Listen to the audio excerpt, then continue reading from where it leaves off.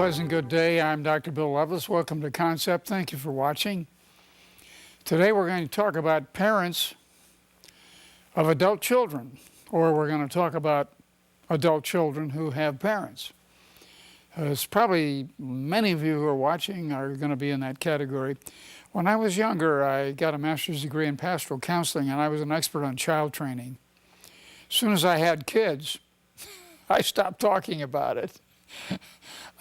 I discovered that having children and talking about them are two different things. But today, I have run what we're talking about with my adult children, Marty and Marilyn. And they have been very helpful to me in giving me some pointers. They said, "Dad, what about this and what about that?" So we're going to talk about adult children today.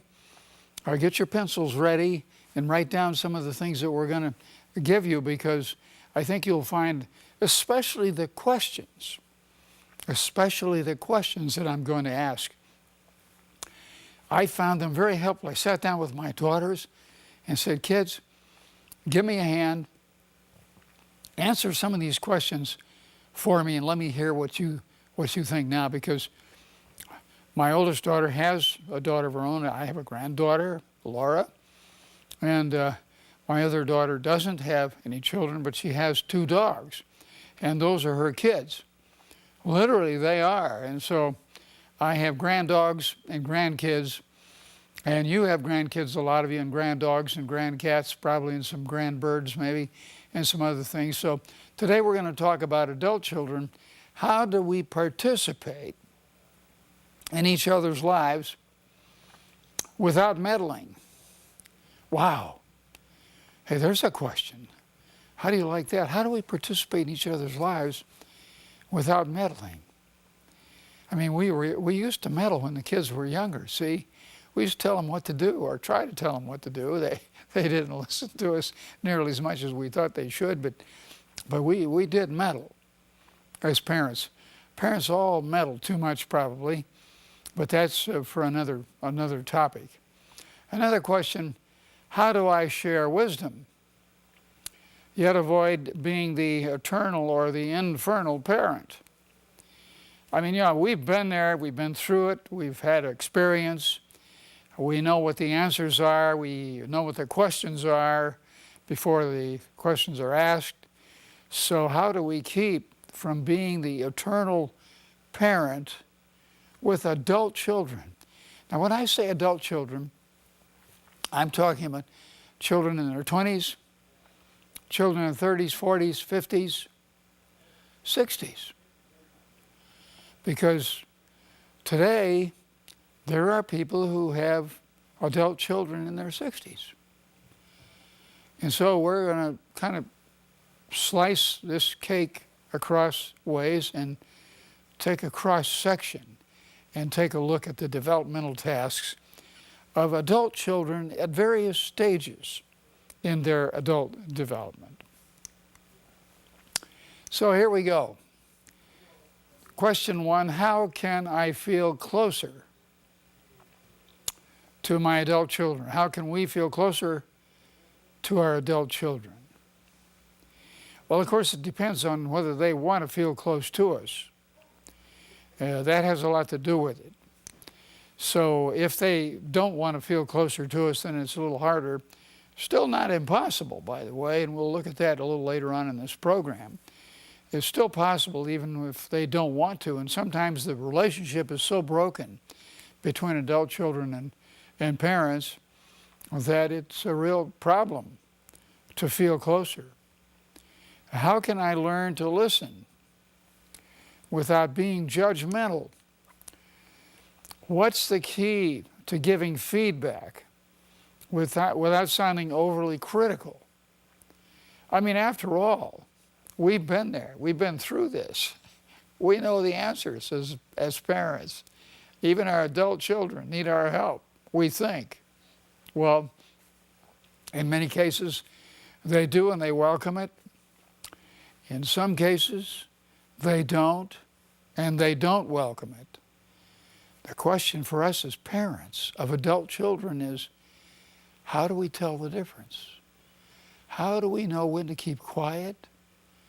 And how do we know when to speak? Listen to me very carefully.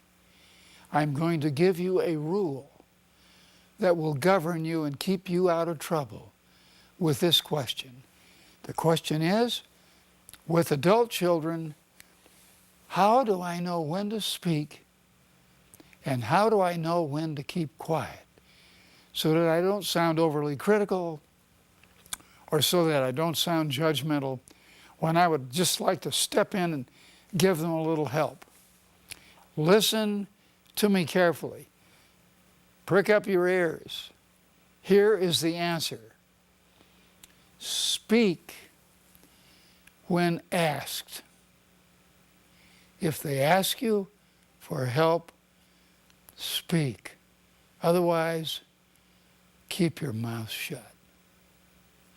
That's the best way I know of to stay out of trouble with adult children. And really, it's not a bad way to stay out of trouble with teenagers, although sometimes we do have to speak because they do need our help. There's a couple of other questions I want to quickly look at with you. How am I supposed to respond when my adult children blame my parenting? Their problems. They have problems, and they blame it on my parenting as an adult parent. They say, Dad, you did a lousy job. We're having all kinds of trouble because of the way you treated us as a father or as a mother, and it's your fault. When that kind of talk is entered into, again, it's far better to stay fairly quiet. Don't get argumentative and defensive.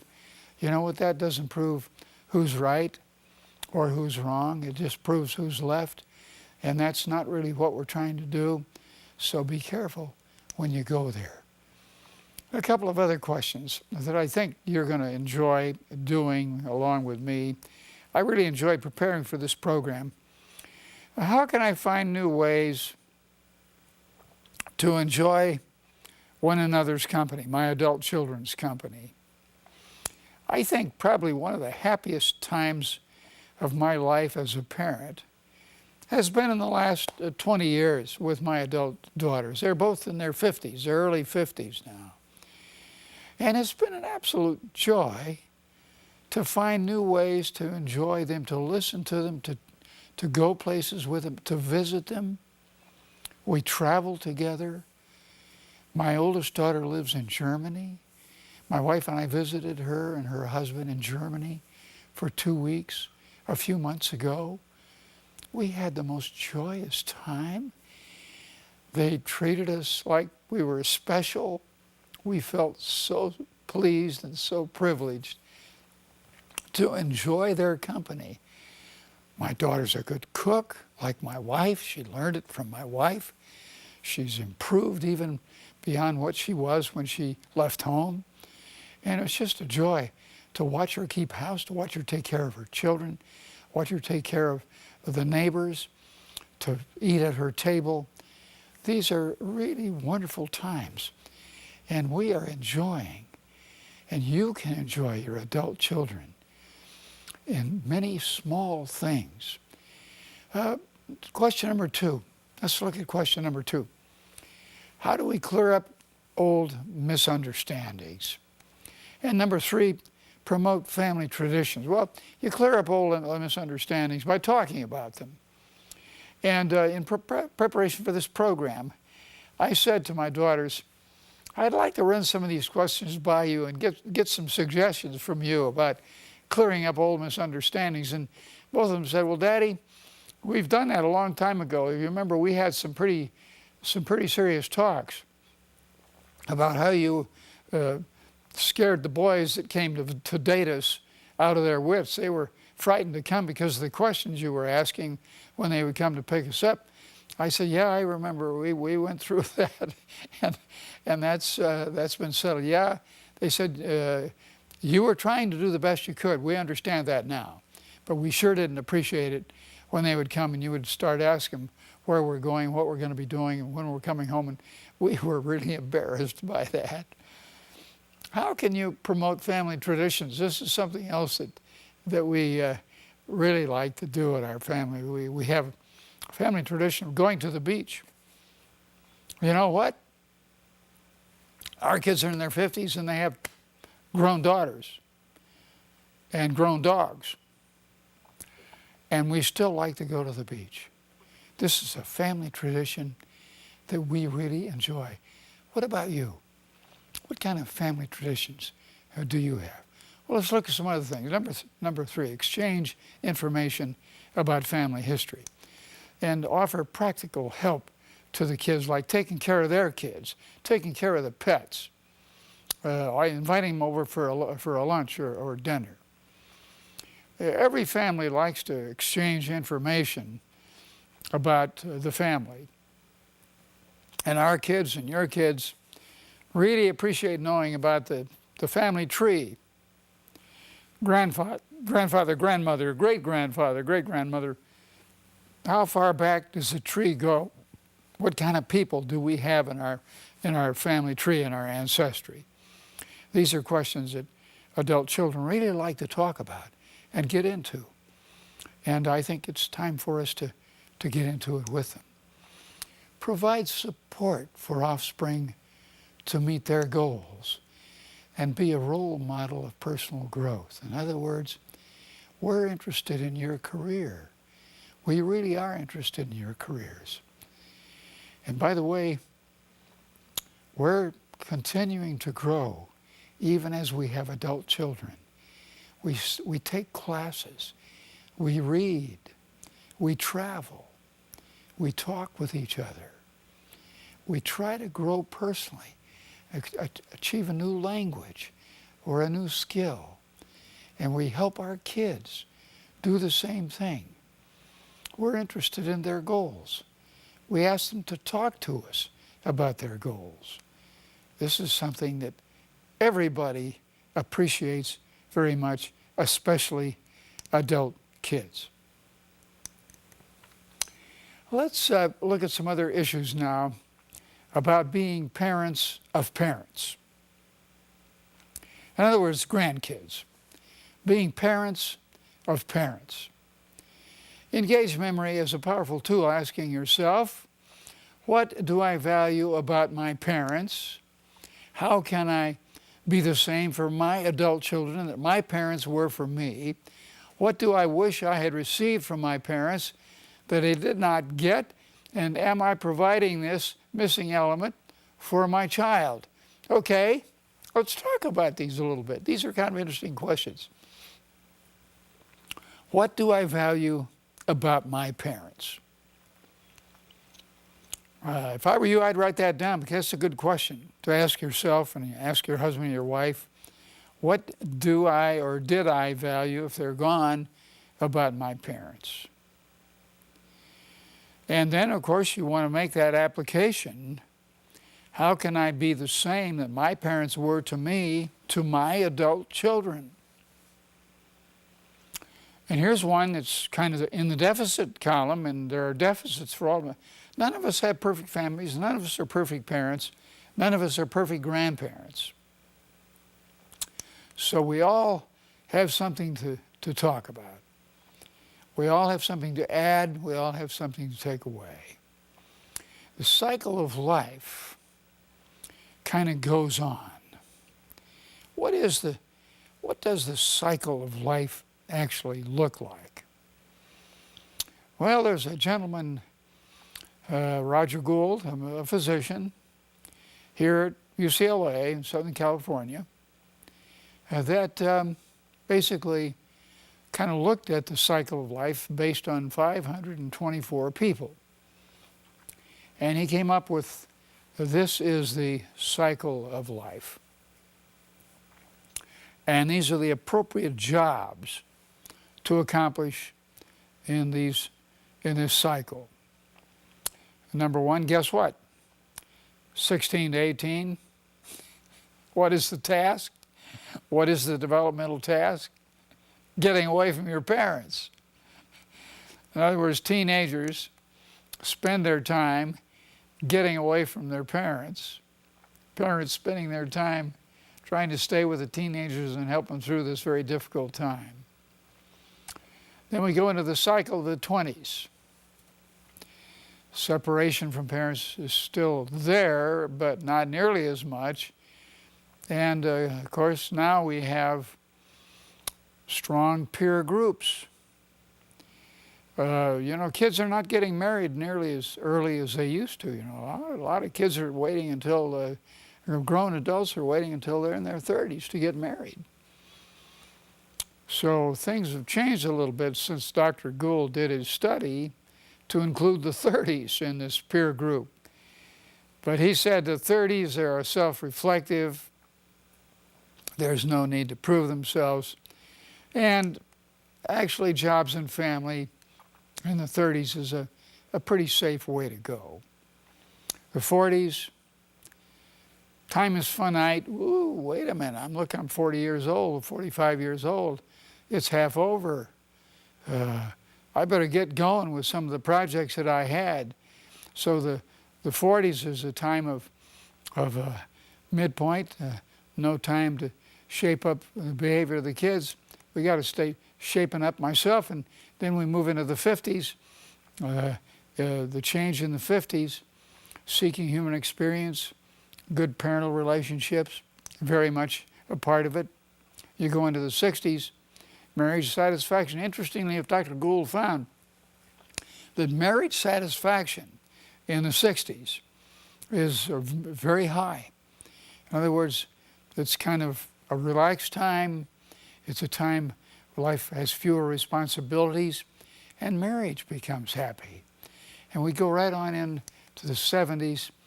We review the meaning of life and one's contributions to life. This is Roger Gould's kind of cycle of life. This is the way it is for the people he looked at. It might be that way for you. It might not be that way for you. It all depends. Now let's take a look at transitions examining adolescence. This is a tough time. Tough time for parents, tough time for children, adult children. And so we're going to take a look at these transitions. My child faced these challenges in adolescence. What are the challenges your child faced in adolescence? Do you remember what they were? Boy, I sure do. It's been a long time ago now for me, but boy, I sure remember the challenges my children faced in adolescence when they were teenagers. My child's moving into adult life might have been more comfortable if my parents' love meant that it was okay even when I made mistakes. That's what my parents' love meant. Even when I made mistakes, and I want that to be the case with my kids, my adult kids, to remember. Yeah, we made some real errors, some real mistakes. But my parents' love meant that was okay. At my current phase of life, my challenge is too. What is your challenge at this phase of life with your adult children? What would you say it is? At this stage of my life, what don't I need to do? Or what do I need to do for myself? Not only what you need to do for your adult children at this stage in life, but at this stage of life, remember what I said, it's what you do for yourself that also really matters. It's very, very important for your adult children to have someone who's still growing. At my adult child's phase of life, the challenge is too. What is the challenge at this stage of your child's adult life? Well, what about the grandchildren? What about the children of adult children, children of adult children? Let's take a look at that. The grandchildren come along, and they're a great joy to us. What if we raise some issues here. Cleave to their parents, come home to live, cry for help when they make bad choices, indicate a need for money, relinquish control of children to grandparents, and become alienated. What if all this happens? Some of it's going to happen. Some of it's happening to you and will happen to you, or has happened to you, like it has to just about everybody that has adult children. When they don't leave home, what do? Be careful. Be careful. Be kind. Try to find out why. Why are they still stuck there? When they're boomerang kids, they come home with a child from a divorce, or they finish college and they come home. Did you know that 1/3 of all the young men between the ages of 28 and 32, yes, between 28 and 32, still live at home? 1/3 in the United States. What if they come home to live? Well, you need to have some clear rules and clear understandings. What if they cry for help when they make bad choices? Answer the cry. Help them every way you possibly can. This is when they need you most. What if they indicate a need for money? Be careful there. Be careful, careful. Help them, but be careful. Always have a clear understanding when we talk about money. When relinquishing control of children to the grandparents, that's a tragic, sad situation, but it's happening to many grandparents who are taking care of grandchildren whose parents simply are gone, who are simply unable. As parents of adult children, what should you do when grandkids come to live? Take the best care of them you possibly can. When your adult kids become alienated, pray. Pray and listen. Do everything you possibly can to make it work. These are problems with adult children that many of you who are watching me today are either experiencing as I talk, or have experienced and know what I'm talking about, or in the case of some of you, it's probably still coming. And the envelope, please. I like that. And the envelope, please. What help, suggestions have you got, Dr. Loveless? Remember always to say with sincerity, I'm here for you, to your adult children. I'm here for you. They need to hear that. To say, be specific with your offerings to help. Tell them, I've got some money for you. I find that my daughters who are adults still value money. They both have jobs, but they still value money. Be specific in your offerings. Remember that listening is more important than talking. Boy, that is a golden rule of parents of adult children. Listening is more important than talking. They've been listening to you a long time. Now they want you to listen to them. And it's very valuable to do that. That what you do is more important than what you say.